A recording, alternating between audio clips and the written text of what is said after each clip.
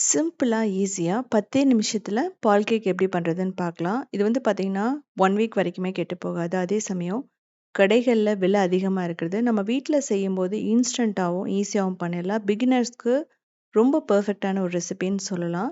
எல்லா ஃபெஸ்டிவலுக்குமே வந்து பார்த்தீங்க அப்படின்னா, ஈஸியா பண்ணிடலாம். எந்த ஒரு பதம் அப்படிலாம் எதுவுமே தேவையில்ல. இதுக்கு முதல்ல ஒரு பேன்ல 1/2 கப் சர்க்கரை எடுத்துக்கலாம்.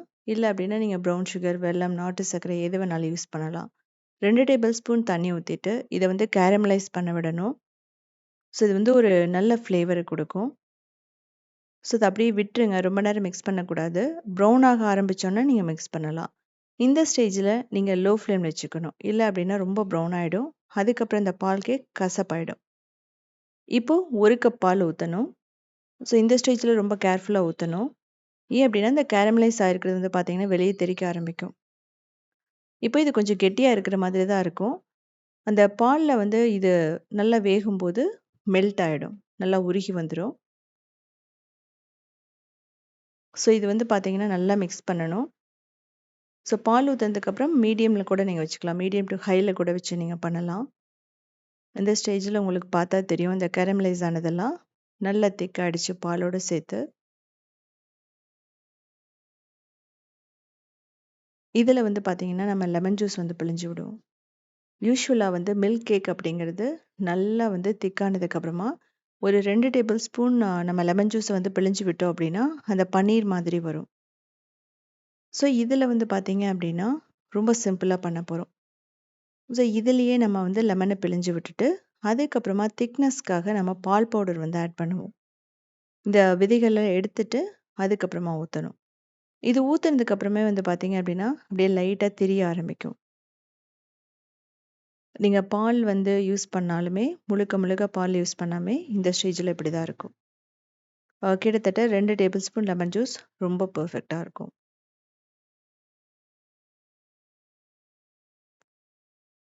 இதுல நம்ம பால் பவுடர் ஆட் பண்றோம்னு சொல்லியிருக்கோம். இதுக்கு 1 கப் பால் பவுடர், அதுக்கப்புறமா 1 கப் பால் ஊத்திக்கலாம்.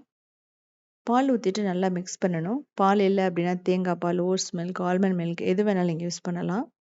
இது வந்து கட்டி இல்லாம நல்லா கலந்துக்கணும். ஸோ இந்த ரெசிபிக்கு நார்மலா நீங்க யூஸ் பண்ணீங்கன்னா 2 லிட்டர் பால் தேவைப்படும் உங்களுக்கு. ஸோ இந்த ஸ்டேஜ்ல நம்ம டெசிகேட்டட் கோகனட்டும், கொஞ்சமா ஏலக்காய் பொடியும் போட்டுக்கலாம். ஃப்ளேவர் வந்து ரொம்ப நல்லாருக்கும். இது வந்து நல்லா மிக்ஸ் பண்ணணும். ஓரளவுக்கு திக்கா வரும். டெசிகேட்டட் கோகனட் ஒரு நல்ல ஃப்ளேவர் குடுக்கும். இல்லன்னா நீங்க ஸ்கிப் பண்ணிடலாம். ஒண்ணும் பிரச்சனையே இல்ல. இந்த ஸ்டேஜ்ல அந்த பால் பவுடர் வந்து மிக்ஸ்சர் அத வந்து நம்ம ஊத்தி மிக்ஸ் பண்ணணும்.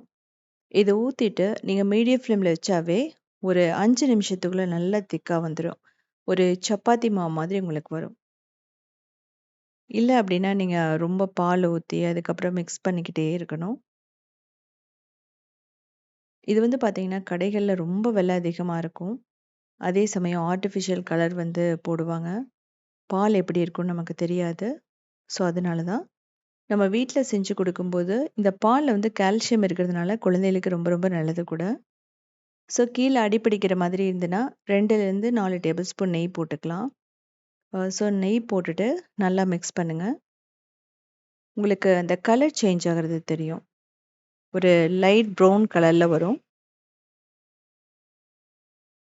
நீங்க நான்ஸ்டிக் பேன் இல்ல அப்படின்னா, அடி கனமான பாத்திரத்த வைக்கும்பொழுது, கீழ அடி பிடிக்காம இருக்கும்.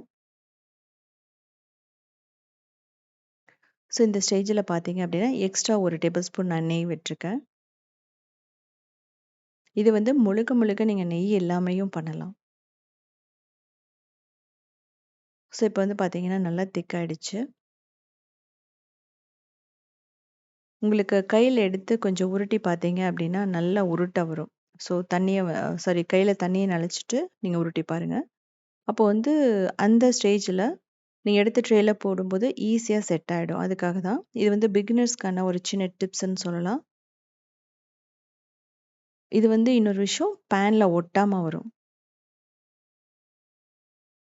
இதுல எக்ஸ்ட்ரா ஃப்ளேவருக்காக நீங்க பாதாம், பிஸ்தா, அதுக்கப்புறம் முந்திரி இதெல்லாமே அரைச்சும் போடலாம். ஸோ கூடிய சீக்கிரம் அந்த வீடியோவும் போடுறேன். கூடிய சீக்கிரம் அந்த வீடியோ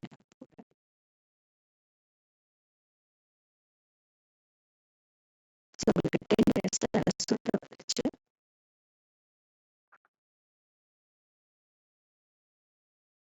ஸோ உங்களுக்கு கீழே பார்த்தா தெரியும். நமக்கு நெய் குறைவா ஊத்தியுமே கீழே அடிப்பிடிக்கல. ஸோ இந்த ஸ்டேஜில் எடுத்து நம்ம அப்படியே வந்து ட்ரேல போட்டு ஈவனாக ஸ்ப்ரெட் பண்ணிடணும். அதுக்கப்புறமா இதை வந்து நீங்கள் ஃப்ரிட்ஜில் வைக்கணும்னு அவசியமே இல்லை. நீங்கள் நார்மல் ரூம் டெம்பரேச்சரில் வச்சாவே நல்லா செட் ஆகிடும். ஸோ இது வந்து பார்த்தீங்க அப்படின்னா சீக்கிரமாக ஸ்ப்ரெட் பண்ணிடணும். இல்லை அப்படின்னா இது அப்படியே இறுக ஆரம்பிக்கும் உங்களுக்கு. ஸோ கொஞ்சம் லேட் பண்ணிங்கன்னாலும் நம்ம ஈவனாக பண்ண முடியாது.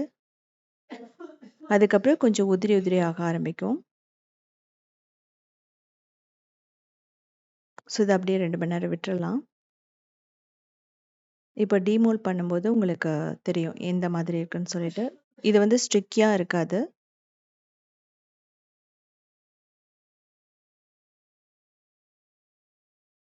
ஸோ தேவையான ஷேப்பில் கட் பண்ணிவிடுங்க. இதே மாதிரி சிம்பிளான யூனிக்கான ரெசிபிஸ் வேணும் அப்படின்னா நீங்கள் உத்தமி கிச்சனை ஃபாலோ பண்ணலாம். கிரியேட்டிவ் வேர்ல்டுன்னு சொல்லிட்டு இன்னொரு சேனலுமே இருக்குது. அதுலேயுமே 2000 ரெசிபிஸ் இருக்குது. அது மட்டும் இல்லாமல் சவுத் இண்டியன் ஃபுட் ஸ்டார்ட்ங்கிற வெப்சைட்டையுமே ரன் பண்ணிகிட்ருக்கோம். அதுலேயுமே 8000 ரெசிபிஸ் இருக்குது. சிம்பிளான வெஜிடேரியன் ரெசிபிஸாக 19 இயர்ஸாக ரன் பண்ணிகிட்ருக்கோம். ஸோ செஞ்சு பார்த்துட்டு கமெண்ட் பண்ணுங்கள்.